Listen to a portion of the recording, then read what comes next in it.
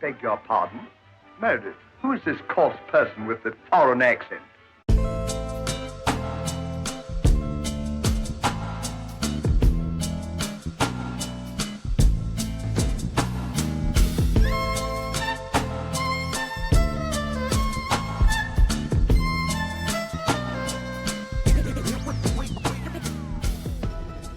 I wish I could see more of your body right now.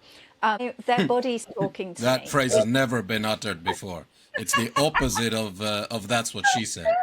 Well, so if you send me a gait video, a slow-mo video of how you walk, whoever you are, I can literally read your personality and predict your personality from the way you put one foot in front of the other.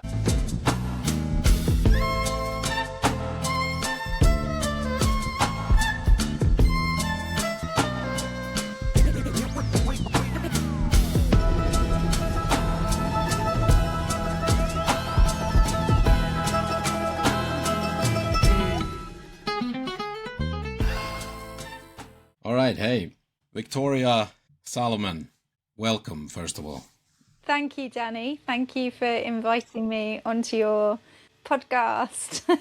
Well, we've done all kinds of medical weirdness, but it's been a while, and this one is interesting. What proportion of people would you guess are in some kind of chronic pain in the world, if you had to just ballpark figure? That's such an interesting question. I would say the first thing that comes to me is 50% of people probably have some kind of chronic pain in their body. Yeah. Like okay. Chronic pain, I mean, chronic pain, it's like what level? What level? Because on a scale of 1 to 10, there's like 2 or 3, or then there's 6 or 7. So it really depends on level. The higher you go, the less there would be. Yeah. You've instantly proven your professional, what do we call it, kudos or expertise here, because while I asked you, I asked ChatGPT as well.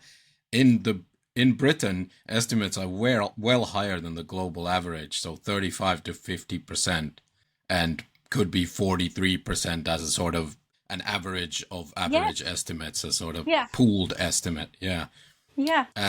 But in other places, surprisingly, it doesn't correlate with obesity statistics, for example. United States, only 20 to 21%. So is there something in the water here, maybe? I mean, I've spent a lot of time in the United States in the last year, and a lot of them, I think, are, what can I say? There's a lot more outdoor pursuits that I see that are seen as normal over there. So I don't know. I'm kind of clutching straws here because I don't know how the statistics work and how they've worked it out. But I think in the UK, first of all, with the National Health Service, people are more ready to disclose because they've got free support, which you don't get in the US. So people aren't necessarily going to disclose what's wrong with them because it's going to cost them loads of money. Yeah. So that, I mean, regardless of how they've compiled the statistics, it's an issue that would touch, let's say at least a third of the listeners. Yes. At some point in their lives. It's a crazy figure. I wouldn't have guessed it was that high, but yeah, so chronic pain is everywhere. Like, let's just call it every third person. Yeah. Yeah, of course. Because, and then you've got, is it physical chronic pain? Is it emotional chronic pain? Is it from an injury, or is it literally undiagnosed chronic pain, as in they can't work out what's causing it? So there are many, many different types of chronic pain and different reasons for chronic pain as well. Yeah. And then there's if the pain's so bad, then it becomes like a compounding of factors. Like if it's affecting your sleep, then it's going to affect everything, your life, your work, your relationships, and then you're in this spiral, right? And then it leads to addiction, to pain medications, everything comes in. All of that chaos. So a few years ago, I actually set up my own podcast for a while, and it was called The Positive Power of Pain. And on that podcast, or what I always used to say was that pain, if you looked at a scale of 1 to 10 of what people would call pain, I personally would say, with 10 being the highest level of pain, that 0 to 7 is pain, 8 to 10 is trauma. Because there's a big difference between chronic pain in the body and pain that is so great that it creates trauma in the body. They're actually different qualities. And my thing with my podcast was that every number was a voice of pain, and listen to the number. You know, every level of chronic pain is trying to give you a message, and if you don't listen to it, like 0 to 1 is 1 is a whisper. Like, it's just a whisper. 2 or 3 is like, hello, hi, I'm here. 3 to 4, 5 is going, okay, I really am here. I could do with a little bit of help. 6 is, I need help now. 7 is, this is really serious now. By the time we're in 8 to 10, we are just in, I can't function, I can't exist. That's going to be destroying relationships, capacity to work, capacity to have good mental health. You're in a whole unmanageable situation. Pain is manageable. Does that make sense? Yes, a lot of sense. It's manageable. So if we go to the basics, I mean, this phrase, I guess, alternative medicine, by definition, is either things that regular Western medicine has either disregarded because there's no evidence that it works, or things that they haven't bothered to look into yet, or there's been no funding for research for it. Multiple reasons, could be even political reasons. And I guess your method is in the latter camp. Where do we start? So let's say people are in pain, the doctor doesn't help, the physiotherapist, whatever conventional places you've gone to don't help, and they come to you. Where do we start that's different? Where we start that's different is that I work from a position of education. So if you're in pain, more than likely, unless you've been in an accident, which is very likely, or even if you were in an accident, the location of the injury is probably healed if you were in that accident a long time ago. The reason that you're still in pain is because you don't know how to use your body, and you don't know how to reset the correct alignment of your body. So we know that if a car is in an accident and the bodywork gets bashed, you can see it. Yeah. And if it's been bashed in one place, that could have injured another. It could have injured the mechanics, couldn't it? Like, you know, if something's been in a smash, it could knock a few things out, not just what's visible. Would you agree with that? Not just what's obvious. Yeah, of course. Yeah. And what happens is, so people will either be injured or have a repetitive strain because they use their body incorrectly.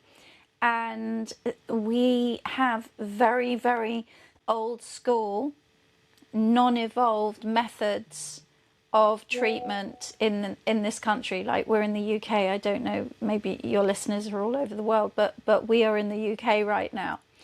And what's happened is that evolution within treatment has not evolved to a point where we have given the power back to the average human being, that they have the capacity with a little bit of education. And I'm not talking about looking at, checking ChatGPT for symptoms. I'm talking about learning very, very simply how your body works, the mechanics of the body works. So education, every human, I believe, has the power to be the practitioner that they're looking for. But the medical model and a lot of alternative therapies are actually dependent on people being sick. It's a bit crazy, it's like, it's not just the pharmaceuticals, it's not just the drug industries.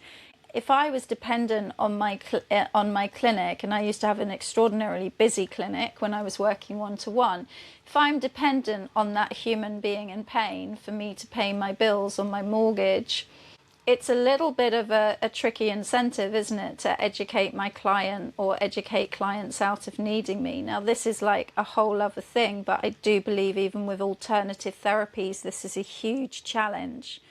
Whereas if you can move that nowadays and we can evolve into education, not just rehabilitation, but proper education to each human. I mean, my vision is the methodology I teach will be taught to kids in schools one day, you know, because I believe the education, if a child is taught about the mechanics of how their body is designed to move, the way their emotional body sits within those mechanics, so the emotion is the energy in motion, then what I've seen is that, unless of course it's A&E, which is just so important, or, you know, if a woman needs an intervention when she's giving birth, that kind of thing.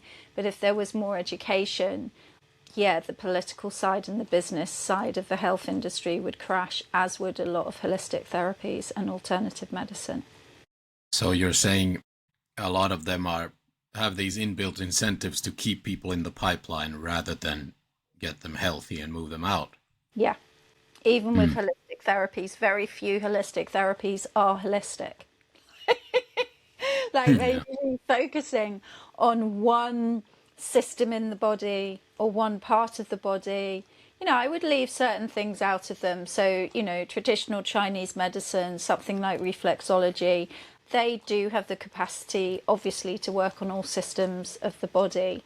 But if you're just going to a nutritionist, or if you're just going to a massage therapist, or there are so many other types of body work or whatever, if you're just doing that, but you're not actually getting an understanding of how all of the different systems in the body are designed to have relationships with each other. You know, I always say that the body is like a business. I have this saying, the business of your body is the body of your business, because the body is basically an organization and it has a lot of different departments. And within the medical world, they've kind of separated all those departments. Yeah. So, you know, you might be going to an orthopedic person, you might then go to a GI person, you know, but they're not really talking to each other. Whereas the way I teach, we are getting, you know, we're bringing a human back to education to get all of those systems having a really, really good team day out quite regularly. Okay, I have a real life example here. Okay. Firstly, I guess in defense of the medical profession, we've had some friends of the show who've been on who are in that profession. I guess they just cannot, nobody can humanly, with AI soon they maybe can, but they can't humanly have studied as much specifically about chronic pain when someone comes to them with it as someone who's dedicated their lives to chronic pain. So people, even patients themselves or alternative medicine people, have a higher likelihood of success just because they're focused on only that issue, right? Whereas doctors have to have this like wider education. Yeah, so doctors are specializing, aren't they? So what I mean, I heard a statistic at one point, let's say a general practitioner knows 5% of everything, whereas I probably know a good 90%. If someone came to me about chronic pain, I mean, yeah, I it's just my back. But having said that, I'm also a systematic kinesiologist, so I've worked very much with digestion. I'm also a gait analyst, so I work very much with, you know, observing. Well, the main thing I do is observe bodies to see how they move, how every single bone and joint is functioning. I think a doctor, you know, I mean, based on what you're saying, they've had to learn everything. Therefore, exactly, are they the expert? And yet people are conditioned, definitely in this country, to believe they are the expert. Yeah. There's the problem. So a real life example, let's say this is me, so this is easy for me to talk about. I might have a case for you here. Let's see how we would tackle this in your method. Yeah. I know how it started, so I know the root cause, and I've even gone with the symptoms to doctors who don't believe the root cause. when I was a young man, this is now maybe 15 years ago, I ran into a wall, literally, for various reasons that we don't have to go into, and I was wearing a heavy-duty boot. So you can maybe guess what kind of environment that would have happened in. And also carrying a lot of weight. So a lot of newtons, a lot of force went into the front right big toe. Impact. Okay? Oh, Impact. A big toe is so crucial. And after the impact, I knew something went wrong. But because of the heavy-duty boots supporting it and everything, I could just continue what I was doing. And then the next day, I could continue what I was doing because of the boot. And then, since then, I've just continued and done whatever I wanted to. But it's reduced in how often it flares up.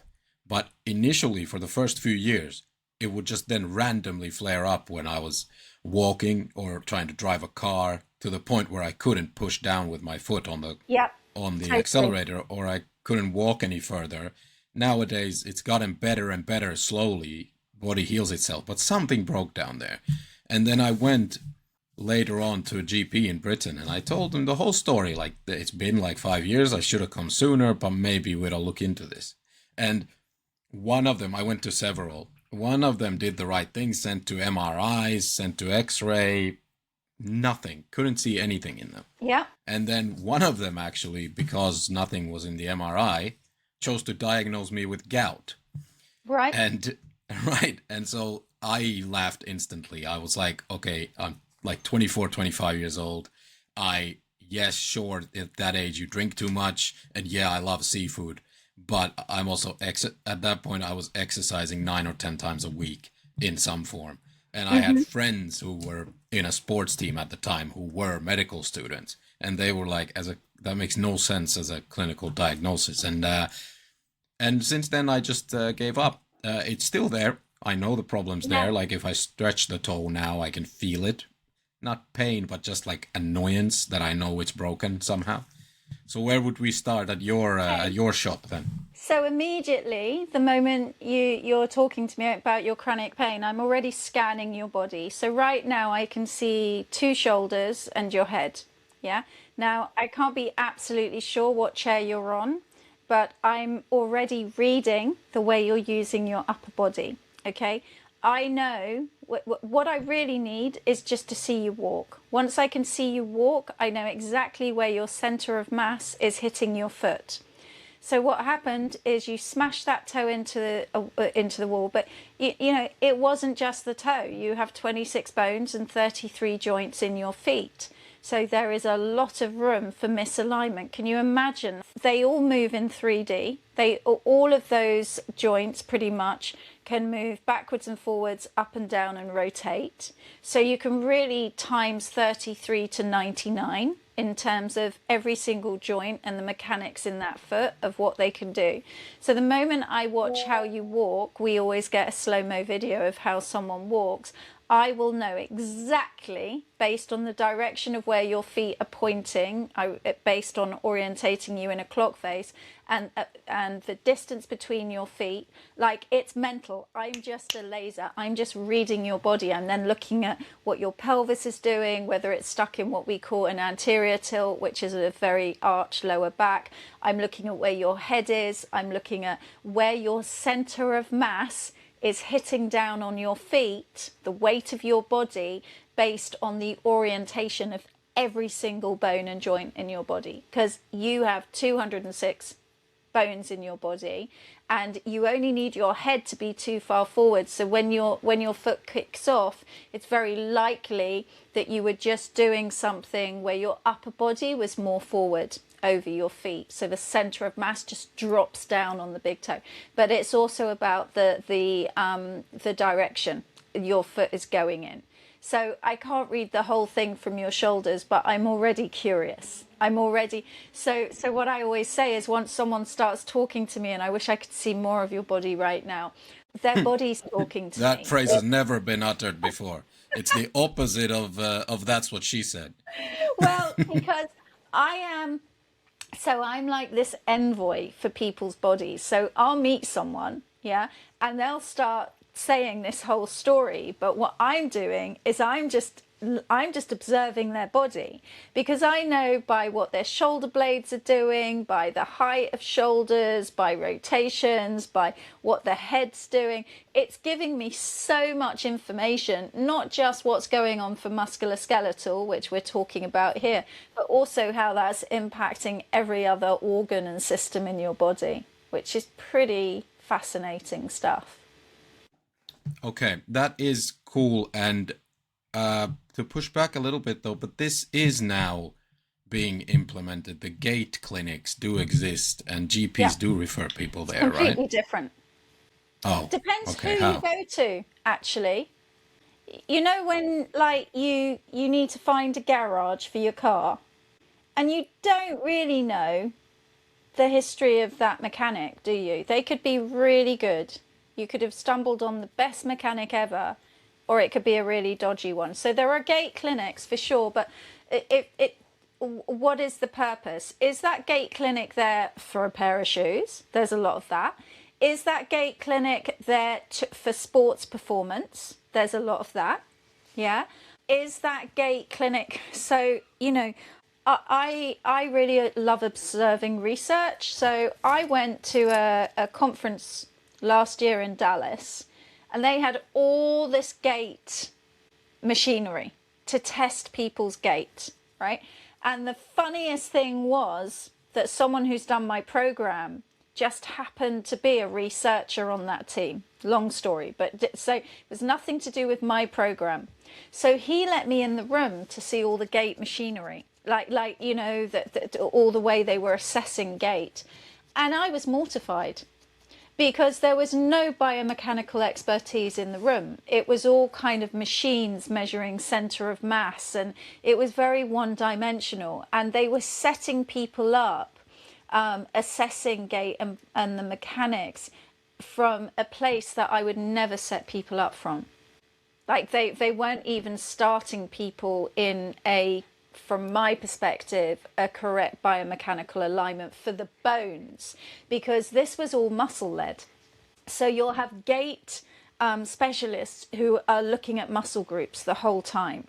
Whereas when I'm looking at your body, I'm looking at your bones. I'm looking at your joints. It's a different version of gait. Okay. Speaking of which, so what's your background then? Where's the body knowledge from? Okay, so I grew up in a really, really disturbed family with both a huge amount of mental illness and physical illness.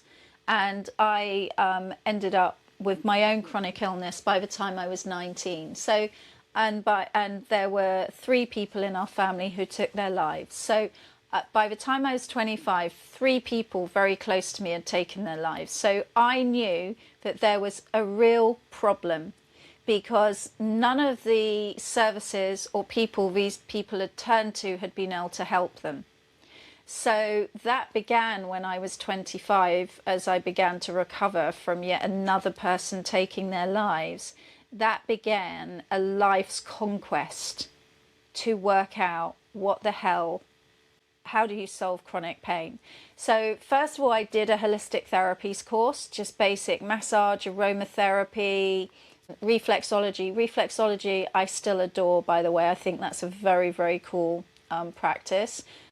And then I didn't practice for a while. I had my young children, and then I opened a clinic from a GP surgery, and then I went and did a degree in clinical massage, because I was very, very good at my job, but I didn't know why I was getting the results I was getting. It didn't make sense to me. So I was a very intuitive healer, one might say, but I didn't have the knowledge. So I went and did a degree level qualification, 4 years in clinical massage, many different types of touch therapy, trigger point therapy, myofascial release, soft tissue release, all that stuff, rehabilitation, orthopedic assessment, all of it. But I was still fascinated. Oh, and then I also trained as a systematic kinesiologist, because I was really fascinated by muscle testing. And I knew that even though I was a clinical massage therapist, I knew in terms of Chinese medicine and things like that, that different organs related to different muscle groups and different meridians. So I found systematic kinesiology was a very good model for that. So I did that. And then it still wasn't enough for me, because I was fascinated at how people created pain, and I would see patterns. So then I saw a book called What the Foot, by a guy called Gary Ward, and that was my that. I know. What the Foot. What a title. Exactly, because I was always, no matter what I trained in, I knew that reflexology had a power over the physical and emotional body. And that, to me, it was an area no one had come up with the goods. So I was training, but there was a whole area that didn't make sense to me. So I go off and I train with Gary Ward, and I'm in this room full of, let's say, 40 people in London, and it's got Olympic coaches. These are now the people who want the body to perform. Okay, so we've moved from the world of healing and trauma and chronic pain into the world of getting the body to perform and, get Guinness, Guinness Book of Record, to be the best, for the body to perform at the best it could. And so in that room, I personally had a life-changing experience in my own body, where through using biomechanics, because Gary Ward is all about the bones. So when you hear me talking about the bones and the walking, that was in that room. But they were using that definitely for chronic pain. Yeah, because obviously sports people get very injured. So that obviously they were on that, but they were not... none of it was about emotional pain. None of it was about a more spiritual experience of just living in the body and alignment, and more about, how can I describe it? Just the emotional day-to-day well-being of just, for some people, their gold medal is simply getting up in the morning and not being in pain. Yeah, it's not about winning a gold Olympic medal. And that was more the world I worked in. So then I specialised using a lot of what I learned there, which was really gait analysis on a whole other level. This is no machines. This is like, our skill of reading a body is the machine. Okay, our skill of knowing what your bones are doing is the skill. And to me, that's about a frequency of being able to tune into another human being's body, to almost be able to move into it, which is what I do. I think I have a bit of a reputation. It's not our skill, it's your skill. I wouldn't know where to start. I do teach it, because I do teach practitioners in my methodology now. So I do my best to duplicate that I learned, so that it's not just me, because the legacy of what I put together. So just to say, so then basically I said to them after that workshop, I did a few, I spent a lot of time training with them, and I just said to them, there's something else going on here. This is not just working with the physical, but there's something else going on here, because I just emotionally, everything was regulating, things externally in my life were just transforming. It was like there was something energetic, which is a whole other conversation about frequencies and things, but something was changing. And they just said, Victoria, people aren't coming here for us to get that out in the room. And that really frustrated me. So that then put me on the mission to turn what they were teaching to very high level sports people, or high level, osteos, physios, the top of their game, to take that knowledge and turn it into something that the average human could learn for themselves. Okay.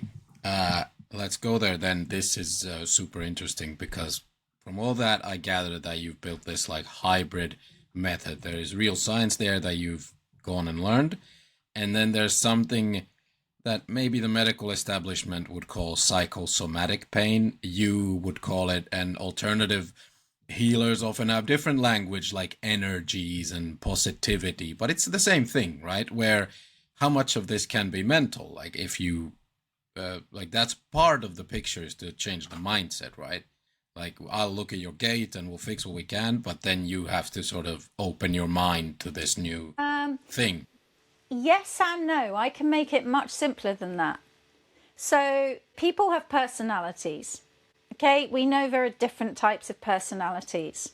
So if you send me a gait video, a slow-mo video of how you walk, whoever you are, I can literally read your personality and predict your personality from the way you put one foot in front of the other. So this isn't psychosomatic. This is actually the biomechanical and the relationship, your biomechanics. So that's the way your bones and joints are aligned, your posture, yeah. The relationship that is happening with your autonomic nervous system. So you have a parasympathetic nervous system, that whole rest and digest thing sitting around your pelvis. You have a sympathetic nervous system in your spine, and kind of like the whole thing is meeting in your brain. Okay, and what we know is that the alignment, or this is where I want to do so much, you know, I'd love to get my research evidenced, obviously, but so is it psychosomatic? I don't actually think it is. I think it is, well, it kind of is, but not from a people are making it up or making it happen. It is literally, they don't understand that they are stuck in these thought processes or these unconscious habits because of the relationship of the infrastructure and internal scaffolding of their body. Because we know we can take someone in 7 weeks, we can teach them to realign every bone and joint in their body, starting from the feet to the pelvis, to the spine, to the rib cage, to the shoulders, to the neck, to the skull. And in 7 weeks, they will be thinking differently. And they didn't try to think differently. We help them to realign the energy centers in their body. Energy centers not being some like spiritual quirky energy center, but being the very joints in their body which make energy, the hinges of their body. So, Yep. yeah, does that... I know some of this is true, right? Because they Yeah. use this in forensics. They use this Yeah. to train intelligence officers. Yeah. Look how people walk. Yes. You can read a lot from what they're thinking. So I'm not saying that if we put I don't know, a suicide bomber in a 7-week Gait program, they'll suddenly not want to do what they were doing. But some of it, like you can kind of, I know that there is a connection that has been to some extent proven between how you think and how you walk, I guess, to simplify it. Yeah, and Yeah. and I mean that's a whole other subject in terms of intention and brainwashing and you know, collective consciousness and tribal stuff. That's a whole other conversation. I suppose I'm taking it more from if someone's ill and people are like, oh, it's all in their head, or they're creating that. That's a very different thing than being driven by some kind of collective belief or collective Ideology.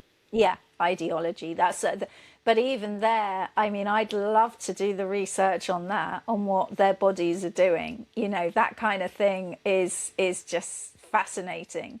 But generally, if you look at a very extreme person with an ideology, it will show up in their mechanics, the way they move. You know, it will show up somewhere. You'll be able to sniff it. Yeah. Or, I mean, some people will. You and some trained people will be able to at least. That is a really interesting. I mean, I know that, let's say, a totality of factors leads to someone becoming a criminal or an extremist of some sort. And I guess my point is, going through a program like yours or similar, if you get people to walk correctly, you get them to think more confidently and deal with their issues, whether mental or physical, then yes, you are reducing their likelihood of, call it then, reoffending or offending in the first place. Yeah. Because, so what's very interesting is epigenetics. Have you discussed much about epigenetics? Obviously, it's a whole other subject. I'm on a shalom basis with that at best. Yeah. So, okay, we've all heard people say, oh, it runs in the family. Like, it's like, oh, yes, cancer runs in the family, or blood pressure runs in the family. Yeah, that whole thing. So we all know, even the medical world, obviously they're like, is there a history of this in the family? So that is that's for genetics. Okay, the epigenetics is how can I describe it? Because I'm not an expert in epigenetics, but in terms of context, I think it's very important. An example of a research that was done on epigenetics was they had a female rat. At this point, the female rat had never had children. Okay, never had baby rats. They have her in a cage, and on the two sides of the cage, they put food, but one side where the food is, the rat gets an electric shock every time they take food. And in the end, the only food there was where the electric shock was. Okay. Then that same female rat, they impregnate her and she has babies. Okay, so the babies are born after the whole electric shock incident. The babies are then put in the cage, and even if the only food that's in the cage is where the electric shock was given to the mother, they'll never take the food from that corner. So what we have there is the fact that we have cellular memories in our body, which create habits, which create postures, which create emotions. So a lot of people are walking around, a certain element of undiagnosed pain. So people who have pain, the fibromyalgia people of this world, or, whatever it is, the people who have pain and there's no obvious reason for it, but they definitely have it. They may well have inherited memories in their body that create the very patterns that they have, which is a whole crazy thing. So then when I'm working with people, I have to get them to be open to that, not as a definite fact, but as a possibility that they may not even ever know the true cause of their pain, because, and it is proven, they may have inherited what's creating the pain from their genetic event. Yeah, and they said, I don't know, I haven't read the paper, but there was a lot of noise about this research a while back, where victims of genocides or famines or persecution, the second and third generations get fat easier or something like that. Wow. I am paraphrasing heavily. Yeah. But exactly that. So the bodies feel that they must hold on to food. Yeah, they must hold on to energy because they're going to starve. That memory is there. And I think, this is where it gets very, very interesting, because people are living out these stories. I like to call the body a multi-story building. When I'm reviewing a body, I am literally, that body is speaking to me. And I know the relationships every single bone and joint are having with each other is impacting that nervous system and sending particular chemicals. Yeah, I won't go into all the details now, but you can read it. And then you realize, by the way, this is not complicated. It's actually stupidly simple. We teach it so a 10-year-old can understand it. The crazy thing is that people have been educated to believe that they can't do this. And I teach this so a 10-year-old can do it. It's crazy. This is not rocket science. The tragedy, the reason there is so much chronic pain is because the body has been made so complex, whereas the body is actually a very, very simple organism. Okay, every joint just needs to go, or bone needs to be able to go backwards and forwards, up and down and rotate. That's it. That's not difficult to understand. Yeah, your hand, your wrist right now can go up and down. Yeah, it can rotate, or it can do different things. And you just go through checking that each part of your body can do those things. And then we've got gravity. Yeah. And gravity, like the weight of what's above, just needs to get out the way sometimes so those joints can move easily. Right now, by the way, your toe, it's a real punch up between gravity and alignment of those joints. That's all it is. Really, it's really interesting. So from the conventional medical establishment, what is the split between dismissing this completely versus showing interest in the results and coming over to watch or something? So I have doctors who've come and trained with me. both as clients and as practitioners. Have you heard of Joe Dispenza? Have you ever heard of him? Yeah, I've I heard the name, yes, while looking up your stuff, yeah. Yeah, so I'm in his alumni of medical and scientific kind of professionals. So within there, Dispenza is all about unlimited possibility, and has kind of created a forum that kind of has a foot, in the science world, in the medical world, and in this more kind of this, what can we say, more complementary world, being open to other possibilities as well. He's a great meditator. His whole thing is about meditation. But within that, I meet a lot of medical and scientific people who are in chronic pain. So they know that something is missing. And then they come and do my program. I've had doctors cry on me. I've had doctors who spent forever and a day, like, finessing their art with every good intention, and still with chronic sciatica and chronic migraines. And then they've done my 7-week program, and within 4 weeks, the whole thing's disappeared.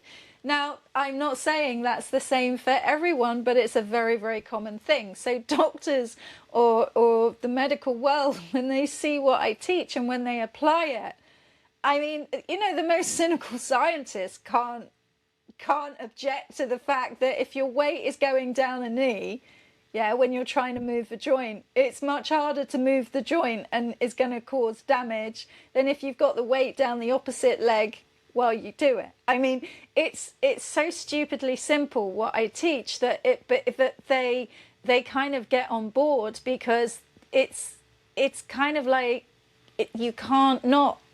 So it's been something that for a lot of people like that, it's transformed their lives, and then they've wanted to share it with their clients. Or obviously for a lot of medical people, they can't take it. But, I have chiropractors training with me, ones who've been in pain and realized that wasn't what but so what I do is not instead of anything, but it isn't as well as. Yeah.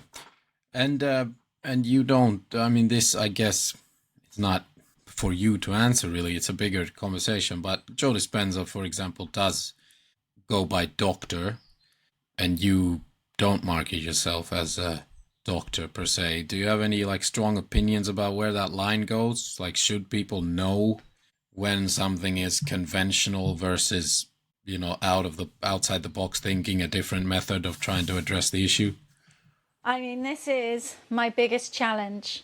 It's just like, this is the hardest thing for me, because, Dr. Joe Dispenza has the doctor because he trained as a chiropractor. So that's where he has that from. For myself, I mean, I know I have a doctor who trained with me. When she looked at all my work and all the theory, she's like, oh my God, this is... So it's like, we live in a society where doctor means a particular thing, doesn't it?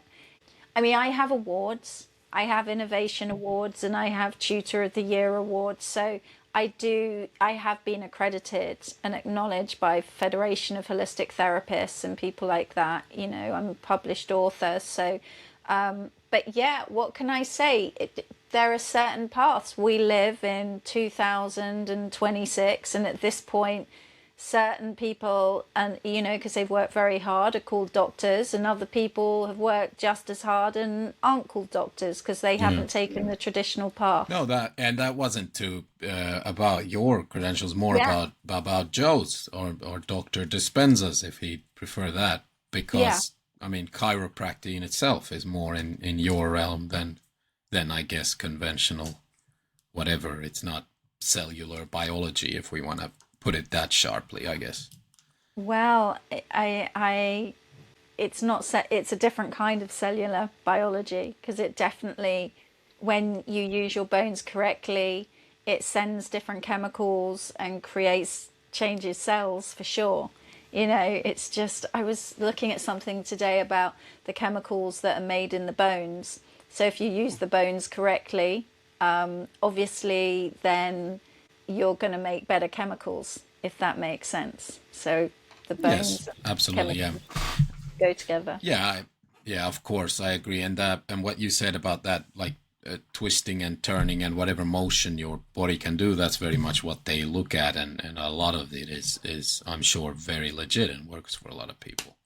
And that's why Yeah. it's such a fuzzy line. I'm just wondering what, people's attitudes towards it. Maybe they've changed recently. I guess people are more open now to just like let me go to whatever works for me. Yeah, and osteopathy obviously is a very, very recognized way of working with the body. You know, there are many different ways. Physio, I mean, to me, it's all the same thing. It's all a human going and handing their body to another human to be fixed. And my thing is to teach a human to literally learn to stand on their own 2 feet correctly and learn how to do that for themselves. So I'm not very attached really to any specific modality, or any particular doctor. As I say, that none of that is really about education. That's about, whether you're taking a pill or whether you're handing your body to another human, which, by the way, there are times which that's so legitimate. And also touch is so important. I am not delegitimizing or minimizing the power of any of that, but people should also have the education and be given the opportunity to learn the very basics of how to use their body. And that's my mission. Do you think it's a really good time for your method because of this people opening their minds? Let's say, I don't know, stiffs like me or anyone else, because right now in the world more generally with AI and the US government is releasing UFO files by the week, and like people's way of thinking about everything, their reality and existence is changing. So Yeah. is this a particularly good time for doing what you do? So I work with polarities, like ranges of movement. And I think it's very fascinating that at a time when artificial intelligence, it's like escalating, that to me, alignment intelligence in the opposite direction is more important than ever. The internal mechanisms, the internal intelligence of the body, for people to get in touch with that. And I do believe, everything I teach is about balance. If you're going that way in that direction, you also need to go as far in the opposite direction, as above, so below, all of that kind of thing. So I think nowadays it's pretty scary, people's detachment and their expectation that something external to them can fix themselves, that something so clever. But I had a guy, he worked very high up with health and well-being AI for Google, and he ended up doing my program. There was no AI that could get him the intelligence that I could get him in his body. Didn't exist. And it's really interesting when I meet people like that. Also, when I meet chiros, when I meet doctors who are, they're looking for what we have. Now, I'm not saying that what we have is, going to solve everyone's problem in the world, but it is a foundational thing. The intelligence, the mechanisms, the internal intelligence of your body has everything you need to heal you, unless you do have, very unfortunately, a specific pathology that is almost so poisonous to the autonomic nervous system or cells in the body. But what is that? That's maybe, I mean, you said the percentage of chronic pain. I'd be more interested to know, what is the percentage of disease that can't be addressed by a human being learning how to drive the vehicle they live in correctly? And learning to drive the vehicle you live in correctly is not going to the gym. It's not doing a yoga class or a Pilates class or even Qigong or Tai Chi or whatever else it may be you like doing. It's not running. Learning to drive your vehicle you live in correctly is simply learning how your bones and joints are designed to articulate and the timing of how they are meant to do that. So Makes a great deal of sense. So I Let's do was it. at a conference in America last month, and there was a top guy for AI giving a talk there. And so this conference was called, it's Heart Math. They're all about heart brain coherence. Beautiful organization. They've been around for a long time. And I was literally sitting there just like, oh God, because all of this stuff about AI and all of this incredible intelligence, and you know, I will probably to my dying day be there going, you need to learn your alignment intelligence. You have a power within you that is so extraordinary. You know, when we teach people to realign their body, the enlightenment they feel, that true enlightenment is not a moment in time of spiritual awakening. It is the true learning how to inhabit the body biomechanically. You know, it's like a car. I just basically say, would you ever drive a car without having taken lessons? You just wouldn't, would you? And people are basically living in bodies without ever taking those driving lessons in their car. That's all This we is an do. analogy that's hard to argue with. I think Yeah, I yeah. have to agree with that. And I've never what's never even thought more of it. interesting is that so most people, when they're thinking about their body or energy and meditation or therapies or eating well or, you know, all the fads, you know, creams, supplements, blah, blah, blah, blah, all well and good. But basically, that's just the fuel you're putting in the car, right? That's the petrol that you're putting. That's the gas. That's the diesel that you're putting in. And you could put that in to a second-hand wreck or a top sports car, okay? Put the same fuel in, doesn't really matter. But if one of the wheels of that car is going in the wrong direction, if the bearings are slightly off, it doesn't matter, does it? That car is not going to drive well. And that is mechanics. And the human body is the same. So when you hurt your toe, okay, the mechanics of your foot, it wasn't just the bruising. Initially, you would have had the bruising, you would have had the inflammation, you know, the immediate impact stuff. But the residual effect, the thing that I used to be dealing with ever since was the impact it had on your mechanics and the compensations in your body. Okay? And that's the bit where we teach you to be the master of that. So you would end up telling me, okay, Victoria, I realize now, you know, because my pelvis is a bit rotated, because the metatarsals in my feet weren't articulating particularly, whatever, you would be telling me now exactly how you're recreating that pain. That's my job, to get you to be able to tell me. Yeah. You ready? You ready for a weird one? A fun one? Go for it. Go for it. Based on their gait, what do you think is going on in a penguin's mind? Or what happened to them in their life? Oh, a penguin's gait. Oh my goodness. Wow. So they just flap along, don't they? So they're stuck. I don't know. I'd have to really look at a penguin walking. You know, I've seen like the March of the Penguins, or is that what it Yeah. is? All I of was that. going to say, there's a whole movie about it, yeah. Yeah, exactly. So they are stuck. If a human's foot was like the penguin's feet that I remember seeing, that's a very pronated flat foot, right? So it's like flat, flat, flat, flat, flat. They don't have like supination, which is a whole other energetic experience. So they're just, wow, oh my God, to embody, to move into a penguin. They're just very, very on track, aren't they?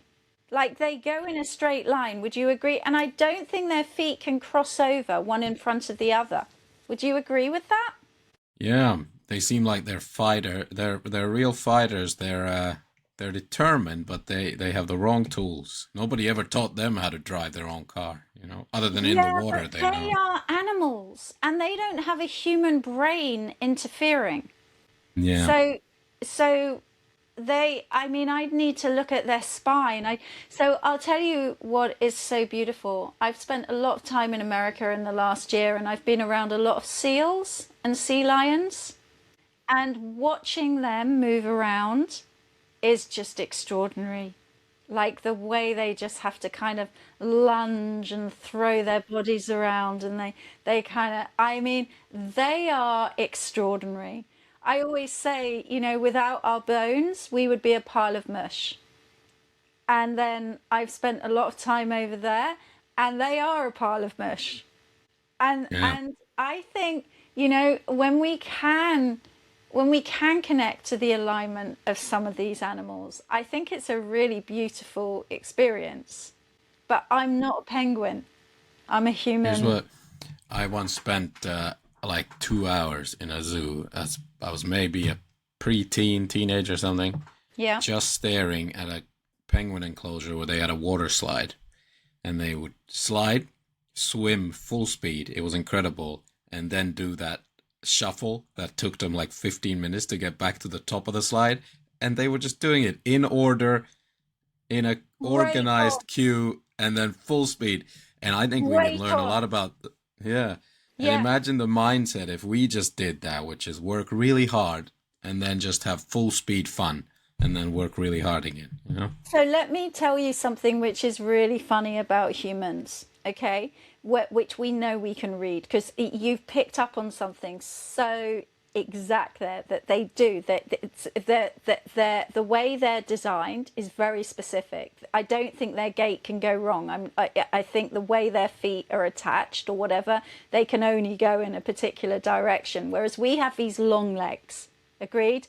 Penguins do not have long legs. They have these feet, these flippers or whatever. They are just attached at the bottom of the body.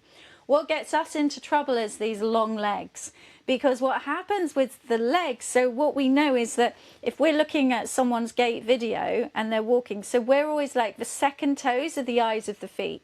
So the second toes of your feet should be pointing to 12 o'clock, going straight forward. Okay, so those penguins are going straight forward. A human is far more likely to be someone who goes straight forward, always going clear with their direction, if both their second toes are facing 12 o'clock. But what do we see? We see that humans, a lot of them walk along with one foot, the second toes pointing in one direction. So let's say the right second toe is going to about 5 past 12, left second toe might be going to about 5 to 12. And those people who present like that are just find it really hard making decisions, because their body is literally trying to go in two directions at once. Then we have the ones who literally one foot is going straight forward, but the other one is going off at an angle. Those people will kind of be trying to get on with something, but something's always taking them off in another direction, right? Then you have the people where one leg like swings in front of the other. Those people are the most controlling people. And this was something I started to pick up on, and it just became more and more clear that literally the way a human's feet are directed is literally, well, it's the foundation of their whole being. It's the foundation of their nervous system and everything. And it is ridiculous how accurate it is. That's, yeah. And there is something called an ADHD gait, right? Oh, yes. So their first metatarsal heads. So I know your listeners can't see it, but here's a foot, right? You can see it. So here's your big toe. Yeah, there's the toe, but there's the first metatarsal heads.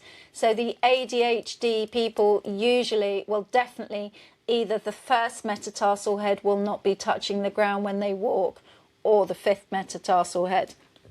So these 3 points, the first met head, the fifth met head, and then the heel, are what we call a foot tripod. No ADHD person has a good connection with their foot tripod.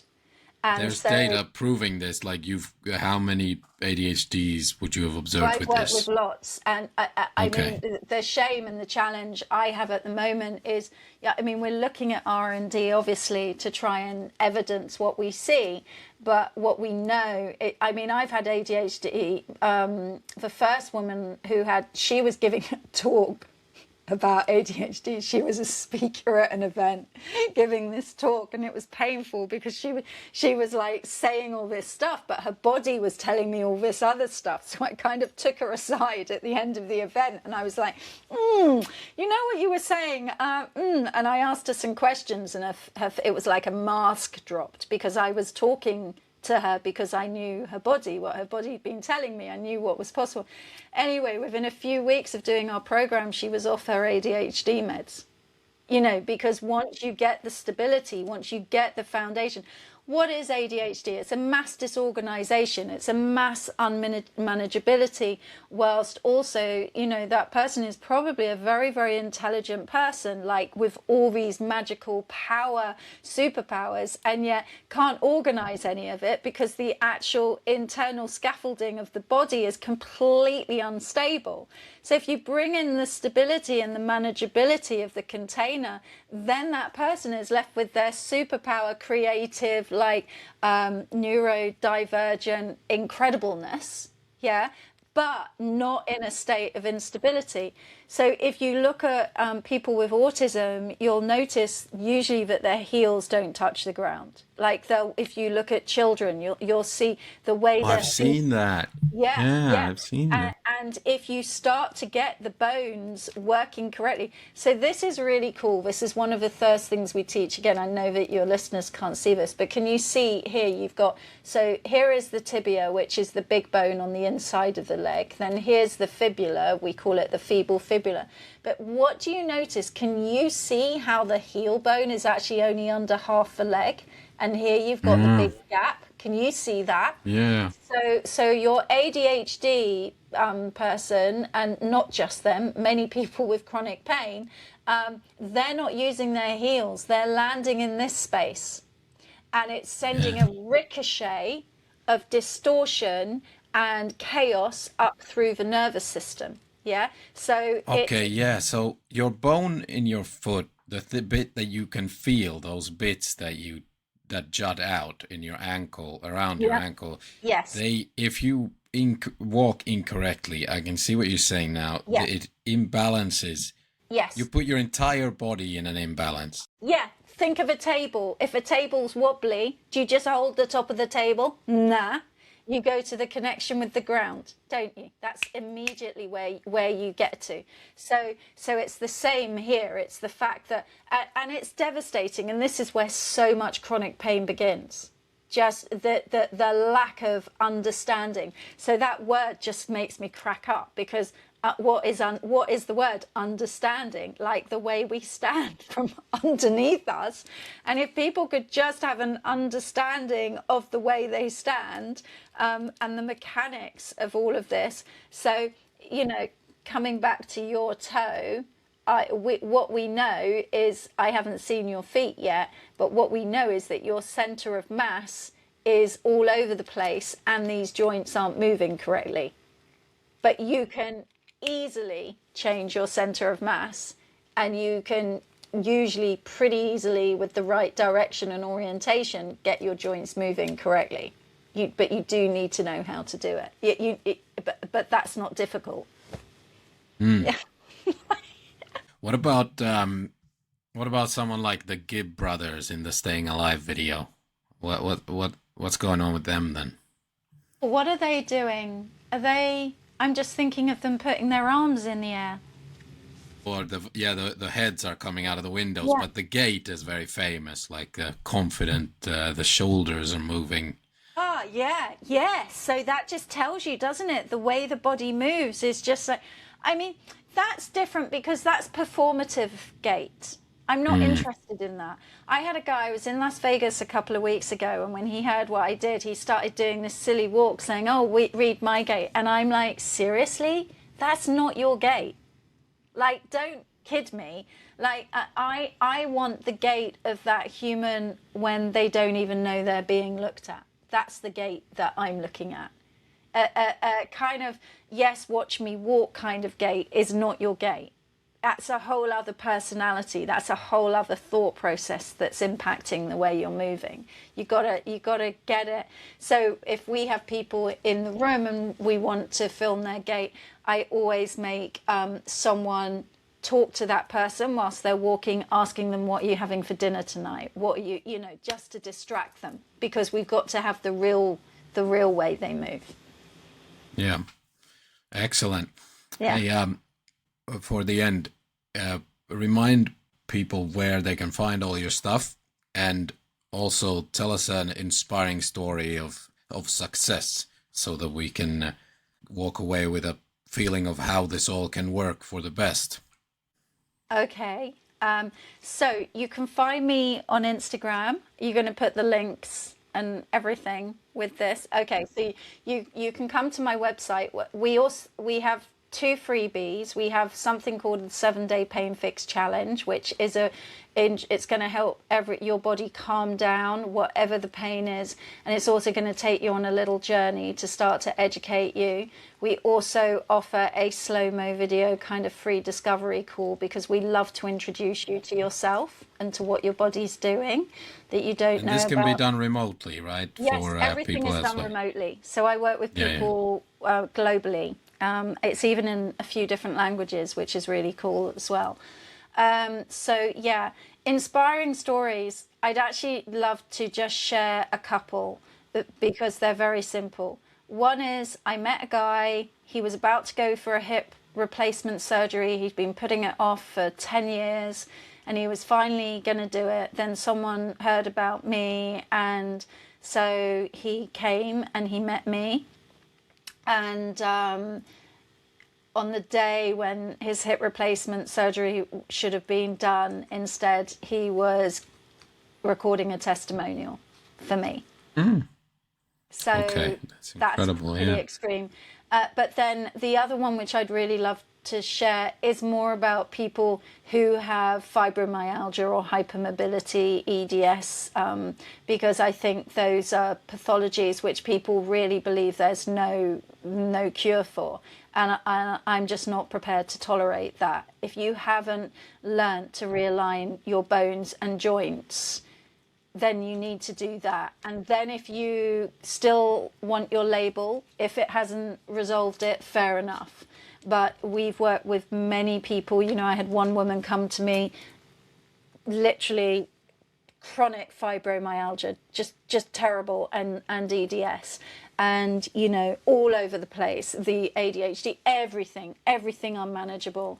And, you know, as with everyone, I said, give me 7 weeks, just give me 7 weeks. And it doesn't mean in 7 weeks that you're going to be cured. I'm not interested in curing you. But in 7 weeks, anyone who comes through our program has a level of education which they know if they continue to use it, like already the breadcrumbs are there. They just keep at it, because they realize that this was what was missing. And, you know, it's just so sad, because they're like, why didn't anyone tell me this? Why did my doctor never show me this? But I think, you know, it's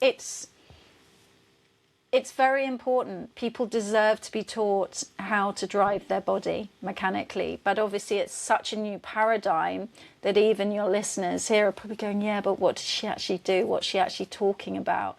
And that's why we also have drop-in sessions that people can come along for free sessions to check us out, to actually experience connecting to the power of their bones and how to realign them.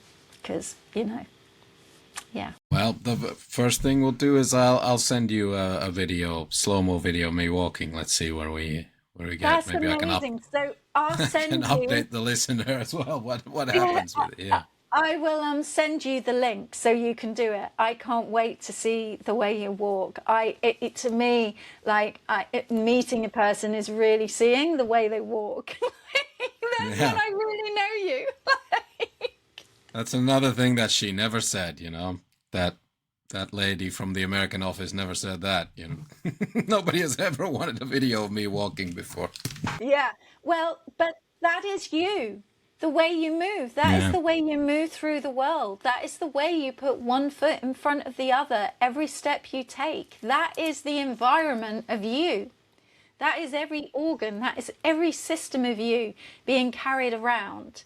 And when you learn that, when you actually learn that, oh my God, I've got all these different parts and they're all trying to like work together. You know, I think one of the things I say is imagine an orchestra. Imagine your body is like an orchestra and your body is many different instruments, okay? And each part might be working, definitely. But what do we know? An orchestra, if all the instruments are not playing in good timing with each other, it's a nightmare. It would sound horrendous. But when you get the timing and the spacing and them working well together, it's a beautiful symphony. And that to me is what the body is like. And my job is just to get a human to get the orchestra of their body playing in perfect timing. And when that happens, it's like you discover you're a whole new person. Beautiful. I look forward to it. I thank you so much, Victoria. This was exceptionally interesting. Yeah. So many thoughts. Yeah. Lots to think about. And yeah, promise me that you're going to send me your Gait video. I'm going to be really fascinated. Yeah. I shall. Thank you. Yeah. All right. Now, if you enjoyed this episode of The Talking Ass, remember to rate, review, follow the show for more of this weirdness, and share it with a friend, enemy, neighbor, relative, lover even. And press those goddamn internet buttons. Press them hard. Follow, all that jazz. See you next time.